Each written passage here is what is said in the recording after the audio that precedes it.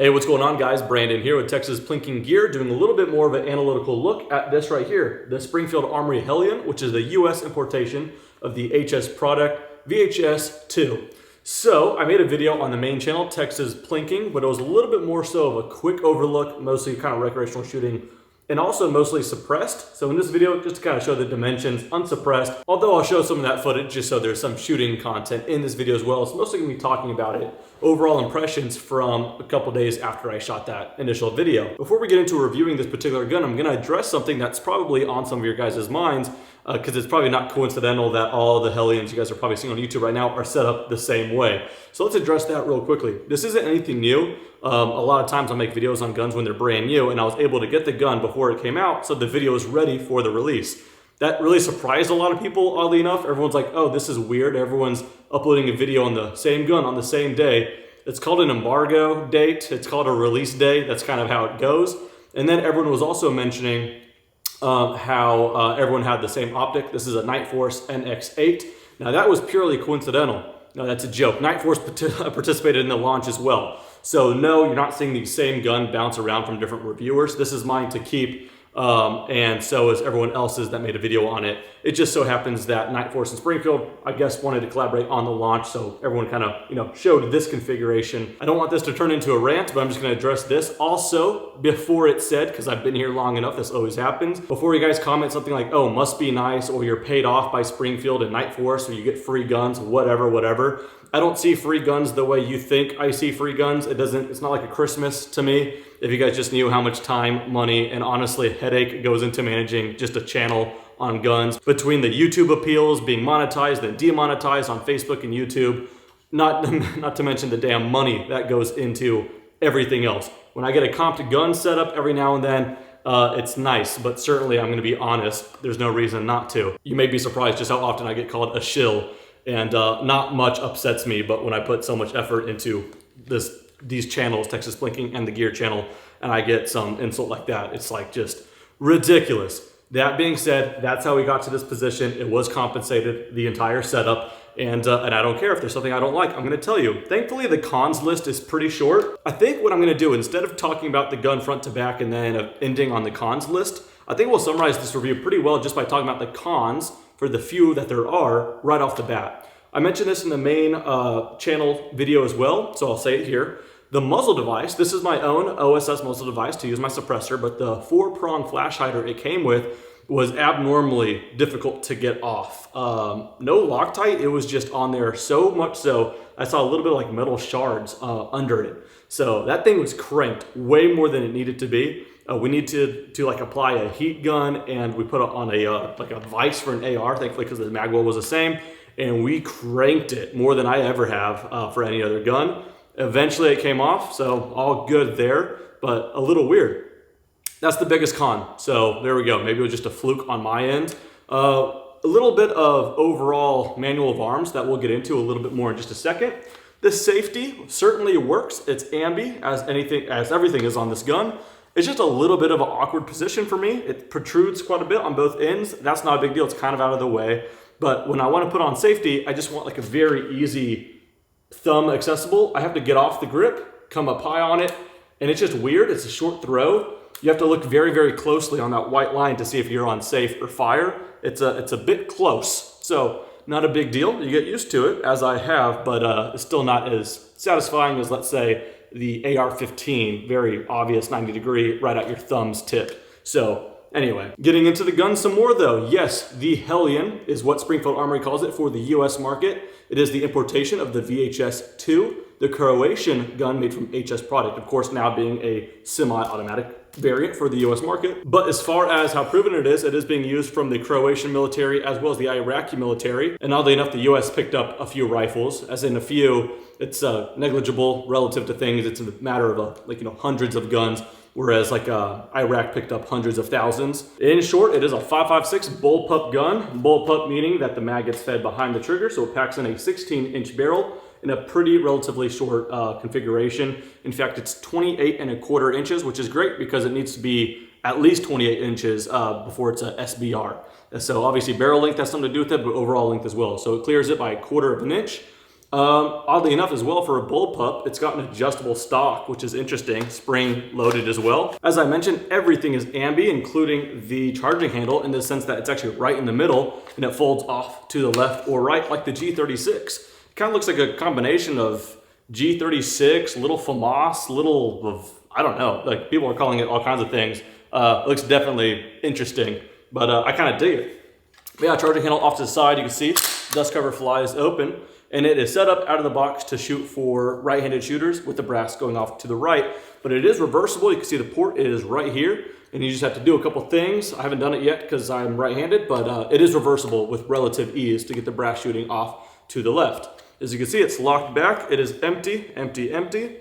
And to release the bolt is a little interesting, I'm not gonna lie. It is this lever pushed back. I can't say I love it. You know, on the Tavor, it's on the way up. You just press something here. Here, it's two different motions, up and back. So, a little bit of manual of arms, trial and error, and just overall practice to get better with it. Let's talk about manual of arms a little bit more. Like I said, charging handle here, safety here, a little different. You have to get off of it there. Mag release is a bit like an AK with a small little lever here. So that is one motion, thankfully. So yeah, you do have an adjustable gas system right here. And for normal, press it down, rotate it. For suppressed, labeled S there for that. Put it back on normal real quickly.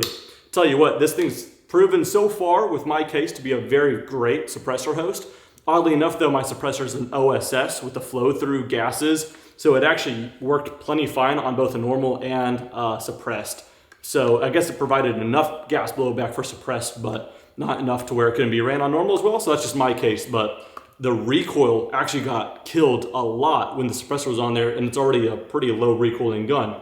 One thing you'll notice certainly is the overall height difference between the center tube of the optic and the barrel. That is a huge, huge difference. So then when you're looking at it here, it doesn't really feel that tall, but the barrel is so low, so that's why it shoots so flat. So when I rapid fire it, immaturely just mag dumping it, it's kind of cool to see just how flat it shoots. It really hardly moves because that, you know, action's happening back here and the barrel is nice and low. So that's why they did that. As a machine gun, I can imagine it's very flat, but in the semi-auto, rapid firing it certainly feels nice, especially suppressed. So I talked about overall manual of arms, the use, and a little history about the VHS-2 and its use.